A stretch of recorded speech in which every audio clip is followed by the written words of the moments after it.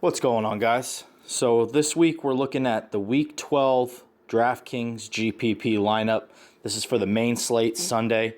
I am going to be putting together some Thursday lineups as well. I'll be posting a separate video with that lineup. But for now, we're going to be looking at the Sunday main slate, and we're going to jump right into it with Russell Wilson at QB. So I have a few quarterbacks that I like this week. Before we lock in Russell Wilson, we'll kind of talk through a few of these. Drew Brees playing at home, plays phenomenal football at home. Some of his best numbers put up of the season have been played in New Orleans. He's coming off of Carolina loss, which, obviously isn't the best game to judge his numbers on. But if you look before that, he's been putting up some phenomenal numbers. If you're looking to pay up this week, I think Drew Brees, will be the chalkiest QB, considering they're playing a pretty porous LA Rams. And overall, I think he's going to have a phenomenal week. But we're going with Russell Wilson just for the fact that they're playing Tampa Bay. Their defense is not great. He's been playing good as of late. Over the last few weeks especially, Russell Wilson's been putting up nearly 300 yards on each of the 3 games. He has 6 touchdowns and 0 interceptions over the last 3 weeks. And that's going up against some pretty decent defenses in Buffalo, Philly, and New England. So I think this week going against Tampa Bay, he's a lock and a must-play this week. Next, we're going into the running back position, and we're going with Melvin Gordon.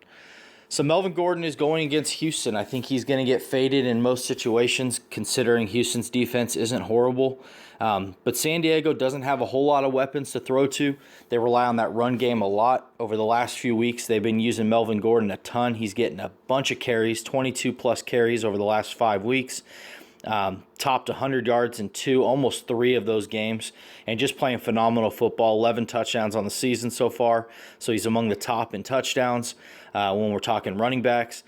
He will get a couple, passes on the backfield, but for the most part, he's going to be utilized in that smash mouth style running back position, and he's good for a touchdown, I would say, almost every single week.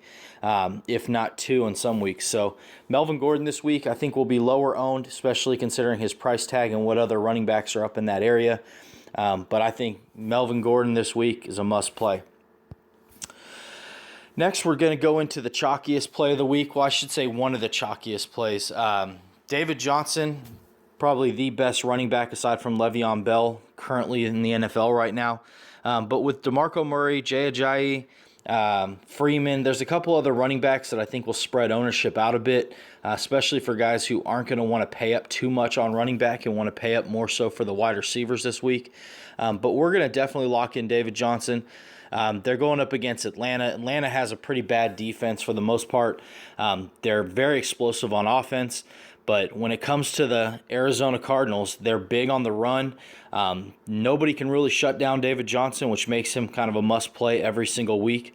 And he's just big on 100-yard rushing. So he's got 4 on the season already, 100-plus yards, and a bunch very close to it. So I think this week, must play. Arizona is going to struggle in the air, so they're definitely going to have to rely more so on their ground attack, which is what they generally rely on anyways.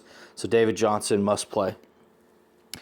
Going into wide receiver, we're going to stack with Russell Wilson, and we're going with, if I can find him, Mr. Doug Baldwin. So Baldwin, there's not a lot you can say. He's the top target for Seattle. Depending on the matchup, he's a must play. And this is one of those weeks with that secondary in Tampa Bay. I just think there's not a lot out there that can cover Baldwin. He's a deep threat guy. He's a big receiver, fast receiver. He's shifty, so he can find openings and make himself available for Russell Wilson to throw to. 6 touchdowns on the season. I think he's good for another one this week. I generally am not huge on stacking wide receivers with quarterbacks or even any position with the quarterbacks. I don't necessarily think you need to in tournament play. But I think this week it works well against Tampa Bay. And overall, I'm just big on Doug Baldwin this week. So next one we've got is Taylor Gabriel for Atlanta. So if you look over the last few weeks, they're definitely using Gabriel. Julio Jones is obviously the top target, but he also gets the most least desirable matchups when it comes to cornerback on wide receivers. Taylor Gabriel is stepping up, proving that he can get separation. He can be a deep threat guy. Now, he's not going to get you a ton of targets. He is kind of volatile in the sense that he's very touchdown reliant when it comes to fantasy value. But 2 over the last 3 games, he's gotten a touchdown. He is being utilized, targeting 3 to 5 targets a game. If he doesn't score a touchdown, he's not going to stack you 100-plus yards in receiving, so he's probably not going to have much value. But if you're looking for a low-cost value tournament play, which this is a GPP lineup, you got to take some risks week to week. But I think he's going to be fairly low-owned. Anyone who's going to be playing wide receivers for Atlanta are probably paying up for Julio if they're going to do it. That gives Taylor Gabriel a lot of value on a tournament option. And if he scores a touchdown at $3,600, he's easily worth that. So we're going to lock him in as our value play of the week. Now, they are going against Arizona. I don't think a lot of people will be playing Atlanta wide receivers against that Cardinals defense, which even gives you a little bit more upside. So I think 5% at top 7% ownership for Gabriel this week, which I think bodes well for tournament play. Next, we're going to go with consistency, and that's Rashard Matthews for Tennessee. So Mariota loves Rashard Matthews. I've seen a couple lineups out there lately. For some reason, a lot of people aren't building lineups with Rashard Matthews, considering he's one of their top targets right now and one of their highest producing touchdown magnets. He's a must-play for me. So Tennessee is going against Chicago. Chicago's defense is garbage. I don't care what anyone says. I mean, they just can't shut down wide receivers, at least not when matched up against good ones. And overall, I just think Rashard Matthews this week is going to be good for a touchdown.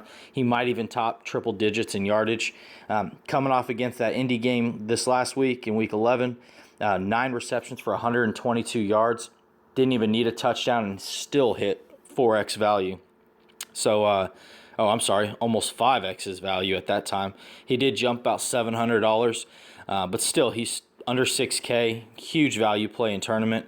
And if he gets a touchdown and some decent receptions, some good yardage, he can really pay off big. So, and I like him because he is consistently low owned.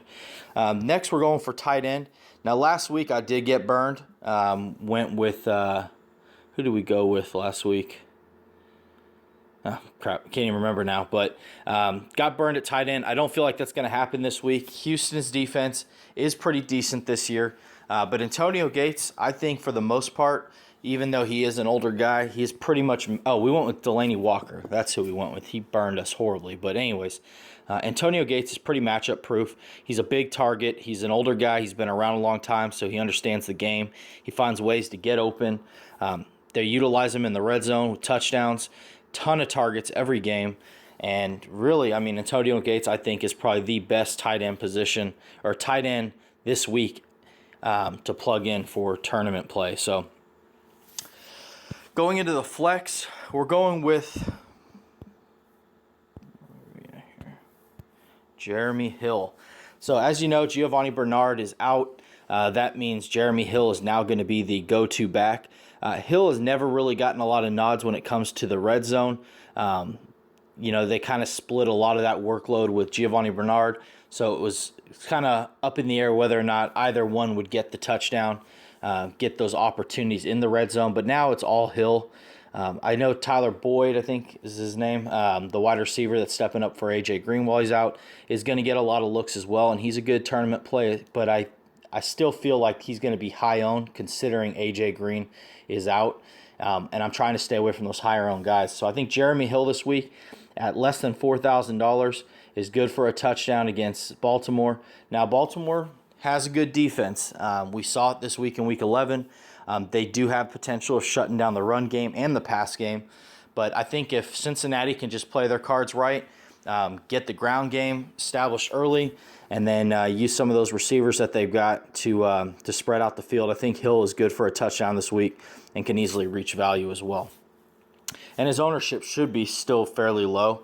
Doesn't seem like many people are on Hill too often. And then we're going to finish off with Seattle's defense. So going against Tampa Bay, I know they have Mike Evans, and I know Winston has been playing decent football for the most part over the last few weeks. I know he's had some bad games. But Seattle's just got the weapons on defense to shut down pretty explosive offenses. They're not necessarily going to be your high-scoring defense week to week, but at $3,500 going against Tampa Bay, they're coming off some big wins, and I just think they've got that momentum built. Their defense is hungry, and I think they're going to be due for a big game this week. So running back through, we've got Russell Wilson stacked with Doug Baldwin. We got Melvin Gordon and David Johnson, Taylor Gabriel, Rashard Matthews, Antonio Gates, Jeremy Hill, and Seahawks defense. So that's my lineup for this week. For tournament, I will be posting another Thursday night game, or Thursday slate, Monday, Thursday slate, part of the Thanksgiving game. So if you want to tune into that one as well, look for that video next. Appreciate all the support. As always, feel free to comment, subscribe, smash that like button if you like my videos, and I'll catch you guys next week. Have a good one.